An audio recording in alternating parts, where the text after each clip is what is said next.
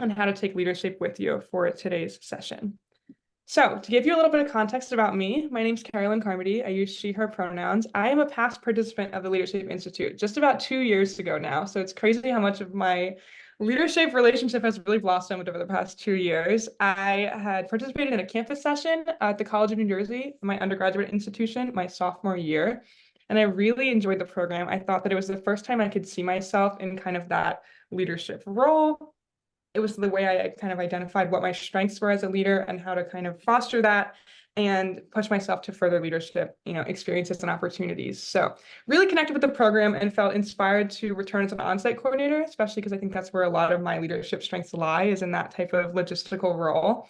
So I had joined as a on-site for my campus session in the following year, and then I met Juan Mendizabal, Director of Program Quality and Management, who's joining us here today as well.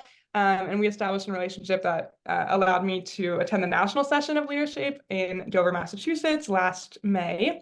So it was my second time I was on site, and it was great, really cool to be in a different context and enjoy that different experience with leadership, not with so many people that I knew from my campus session. And then I returned once again, though, at my campus session at TCNJ just this past January. So I've been on site 3 times now. My 4th one is in the works. So we will see about that this summer. But really excited to take on a new role now as the Program Quality and Management Intern for Leadership, and getting to facilitate programs and workshops like this for different students to continue their leadership relationships. So really excited to be here with you all today. And I would love to know, oops, wrong way. Would love to know who's joining me. So if you could take a minute, introduce yourself in the chat with your name, pronouns, and where you're joining us from today. Give us a little time to build some community and find out who we are sharing a space with today. And if I didn't make it clear, I'm joining from New Jersey as well. So invite you all to take a few minutes to do that.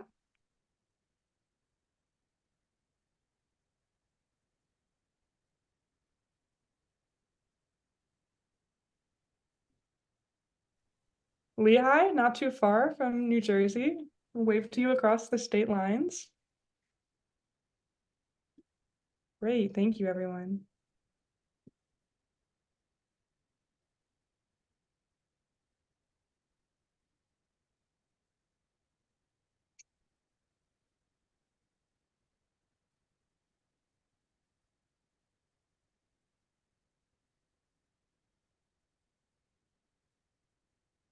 Seeing lots of January session participants joining us today, so that's super exciting. I hope your semesters have been going well and that you're enjoying this time. Hopefully you're taking what you learned in leadership and bringing it to your respective campuses over the past few months.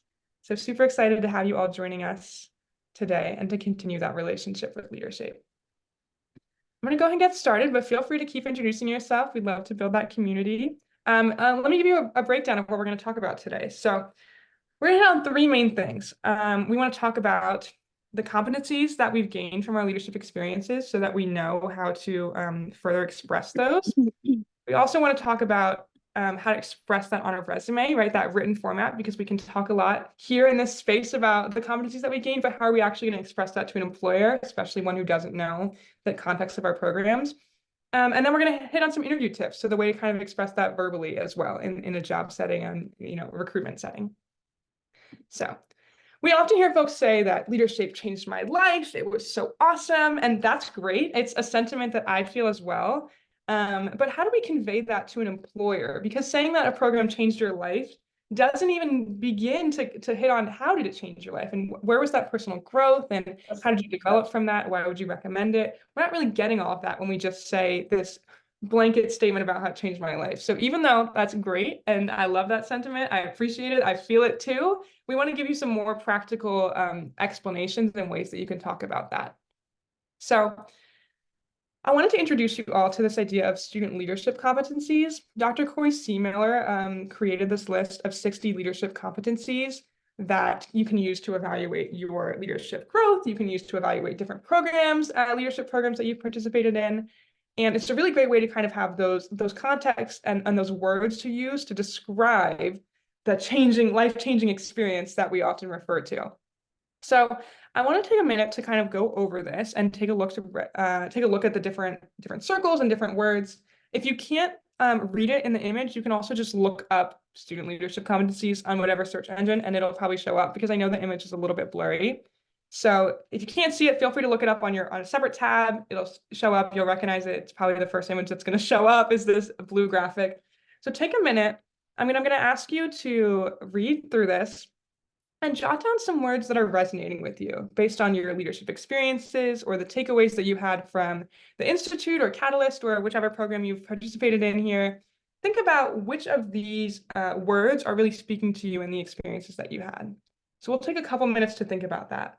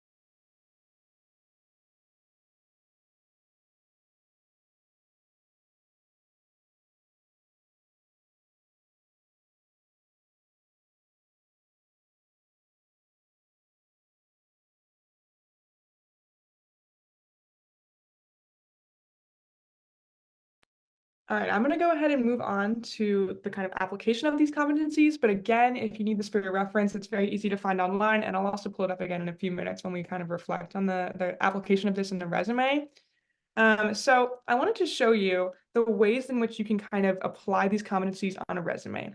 So I read this chart. I wouldn't put this chart in an actual resume per se. So just if if you're looking for that kind of inspiration, I would not format it this way. So this is just for the presentation. But let me walk you through it. So on the left-hand side, I've listed some different leadership opportunities that I've had, both with Leadershape, also just some campus programs. And I also put like an e-board role of a campus organization. So you can kind of see how this looks in different contexts. Then I have the actual blurb that I would include on a resume, talk about that. And then I highlighted where we're seeing those competencies, right? So I would not include the competencies as blatantly in a real resume, but just for today's purposes, I want to show you what that looks like. So starting with the very first one with Leadership Institute, I briefly defined it. I said it's a 4-day national leadership program designed to foster leadership skills. And very blatantly, I listed the topics that it addressed, right? Just a couple that I wanted to hit on. And again, you can cater this towards the job or the, opportunity that you're going for, right? If you think the job is really going to be related to group dynamics or teamwork, you can foster that kind of response in your resume, right? And say that leadership talked on group dynamics and stuff like that. So in this example, it's very clearly written which 4 competencies I'm hitting on, as I listed on the side. So I talked about personal values, I talked about power dynamics, empowerment, ethics. Those are all competencies that we see on Dr. C. Miller's chart, listed out very, very straightforward. That's one approach. It's very effective, and especially, if you want to hit cut and dry. Sometimes too, if you're going through different recruitments that use like an online resume scanner, it might be great to have just like very plainly stated what the competencies you're gained are, but there's other ways to include them too. So we'll see in the second example, it's for a fall leadership conference that my undergrad institution had arranged. different series of workshops. So I had listed the 3 different workshops that I went to: public speaking, social responsibility, confidence building. Those were 3 different topics of workshops that I attended based on the competencies that I wanted to be more competent in, I guess, like to grow in.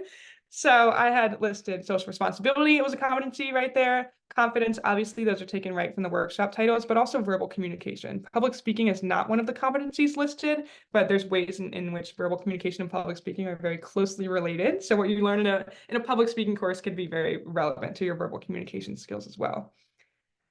And then as we look at the next 2, these ones are still listing the competencies, but it's more of in an inference-based way. So for the next one, I talked about an institute leadership program that was done on my campus, engaged in a campus-wide leadership development program, which covered topics such as group dynamics, conflict management, and delegation, with the goal of helping students become more effective leaders in their community. So obviously, again, we're seeing some competencies like conflict management and group dynamics that are kind of laid out more clearly, but there's other competencies that can be inferred from that experience, right? So taking initiative, goal setting, because I said there was, my goal was to help other students be effective leaders. You also think productive relationships because it's a campus-wide program and it's group dynamics. So there's a lot of different competencies that you can gain or that you can express in just stating, what did you do, what were the topics, and what's the context of the program, right? So not everything has to be as cut and dry as, the topics I addressed were blank, blank, blank. You can say, this is what I did, and this is why I did it. This was my goal from it. Or you could say the takeaway, right? So there's a lot of different ways to express this. And the final one I put as well, for those of you who have experienced different leadership roles, in an executive board for an organization or something like that, and which we all know is strong leadership as well, I wanted to include an example that I use on my resume to kind of highlight how you can do that as well. So I was the president of a peer mentoring program for the School of Humanities and Social Sciences at TCNJ, which is my undergrad institution. And so I wrote kind of more plainly what I did, and you can see what competencies are being expressed from that. So I wrote that I oversaw the integration of the HSS peer mentoring program into first-year orientation class at TCNJ. I served as a liaison between the assistant dean of HSS and the 30+ peer mentors, and I worked with a team of 4 to recruit a diverse group of students to serve as mentors, facilitated weekly training sessions with mentors, right? Very, kind of just here's what I did. And then what are we actually seeing from that? Well, we're seeing initiative. We're seeing there's verbal communication. We're seeing inclusion, helping others, mentoring, supervision. Those are all competencies that are being expressed through my answer, or not my answer, but my blurb, without, so plainly saying, here's the different things I did. So when we're thinking about, our leadership programs that we've gone to, we want to make sure that we're expressing what were the real takeaways, what were the areas that we developed a stronger competency in, had an area of growth in. How do we make sure that we're including that in our resume so that it's not just, I went to this institute, which for some people, that might not mean anything. They might not know what leadership was, or they might not know what catalyst means in the context of a leadership program. So you want to make sure that you're really highlighting what your takeaways are that and why that would make you a better candidate. And we'll talk about that more in the interview setting too. I want to give you a minute though, after looking at this, to pull back those competencies and give you some time to reflect on your own resume, your own way of sharing your story.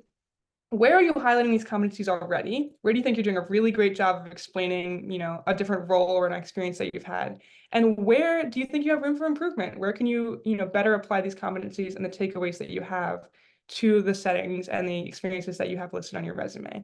So let's take a few minutes, pull up the resume in a different tab. If you've got like a working list of things you want to talk about, I invite you to bring that up and take a few minutes to reflect on how you can enhance what you've already written with this in mind.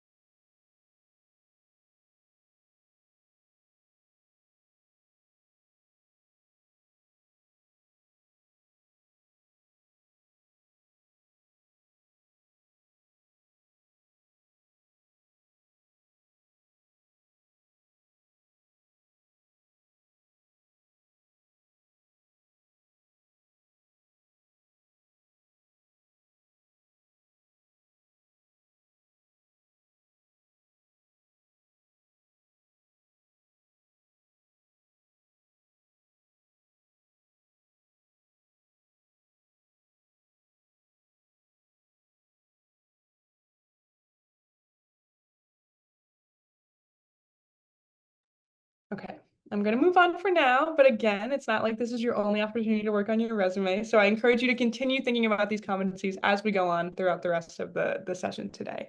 So now that you've had a perfect resume, obviously you're going to get every interview round that you've ever wanted. And how are we going to prepare for that, right? So I want to talk about some ways in which you can describe your leadership experiences and tell your story when you're in that interview setting, right? And some tips to kind of manage that.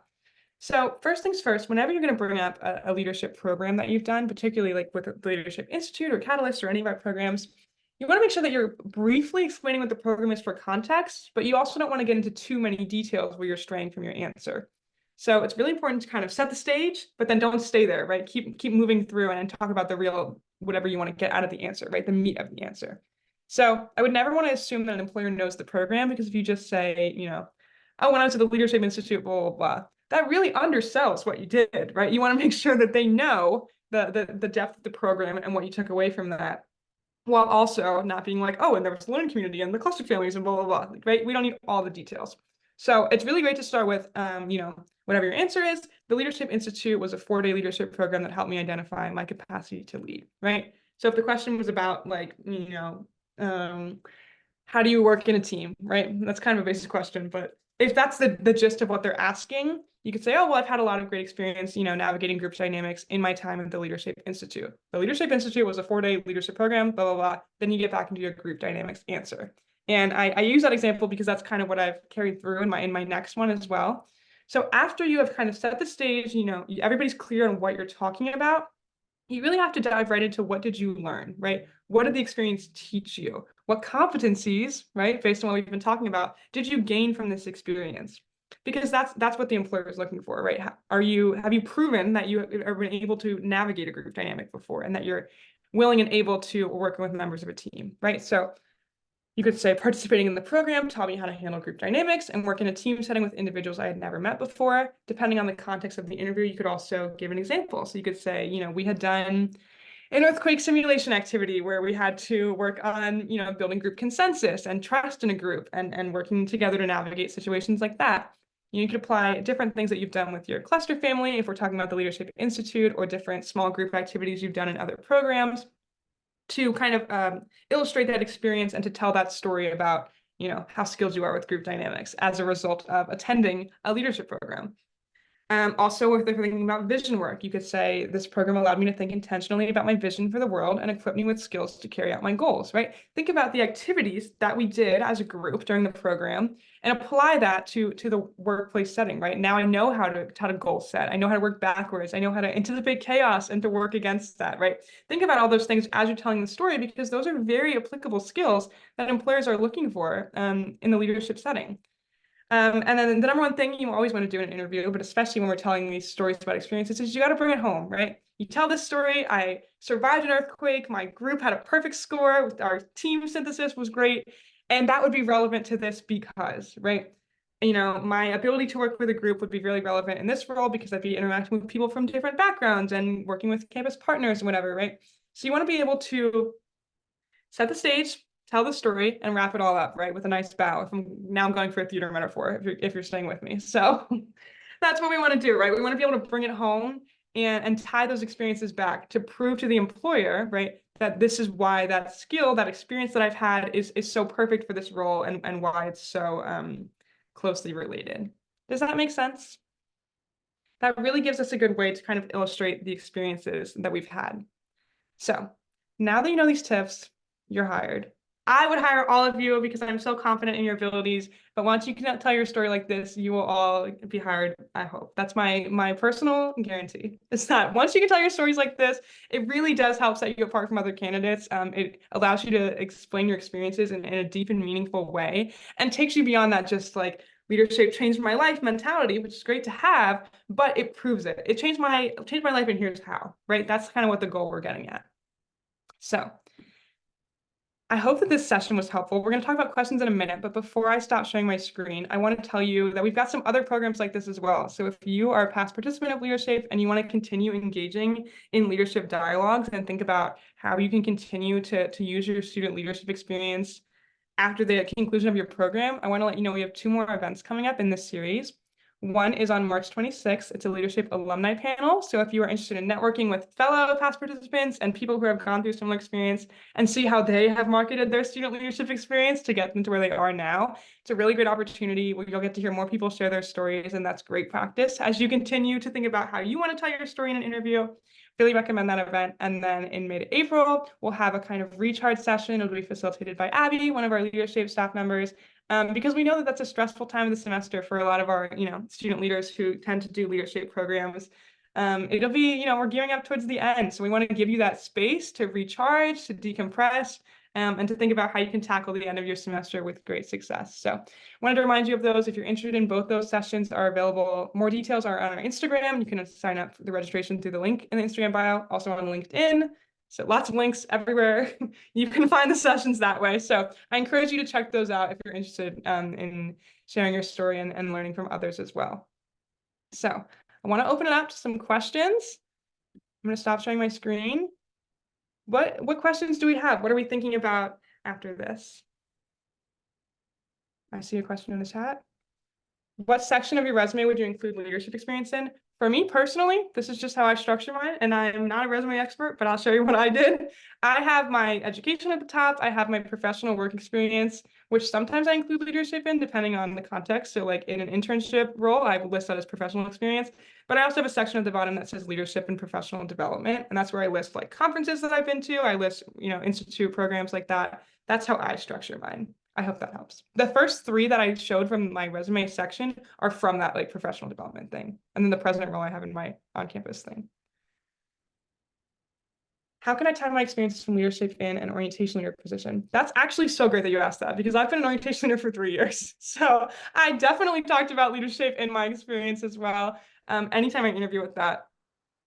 I think when I'm thinking about the orientation leader context, I think a lot about how you're interacting with students from different backgrounds, and that you don't necessarily know where they're coming from or what has brought them to the institution. So I think definitely touching on how leadership brings a lot of people together and how you've had that experience of working with others and learning their stories and navigating those kind of relationships, I think would be really important when talking about the orientation leader program and experience.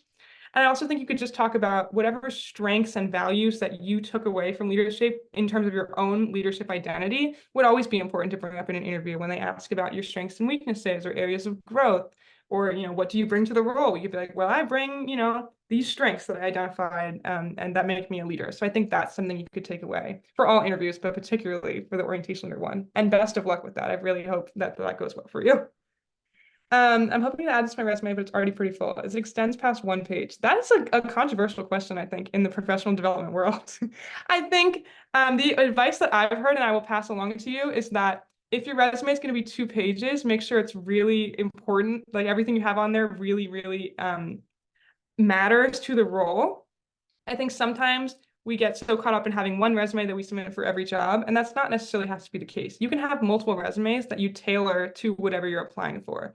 So I think if you're going to go for 2 pages, make sure that all the experiences you're listing are super relevant to the role that you're going for. I think it can be helpful to have 1 page to make sure that, I think when you have 1 page, it really highlights what you want to get across. So hopefully that helps. I think 1 page, if you can really, really concise to what, you want to show the employer. And I think 2 pages is great if you've got a lot of experience. And I don't doubt that. I'm sure you've got a lot to say and a lot of great stuff. So okay, I'm glad that makes sense. It's really up to you. I don't think that would be the end all be all in a role. It's having 2 pages. So don't stress yourself out too much about it. And Abby just sent the link for the other registration sessions in the chat as well. So hopefully we'll be joining you all for that at the end of March. If there's no other questions, thank you all so much for attending. I'll see you all at the end of March for sure. And thank you again. And I will be sticking around for a couple minutes afterwards if anybody has additional questions or wants to chat. Thank you all.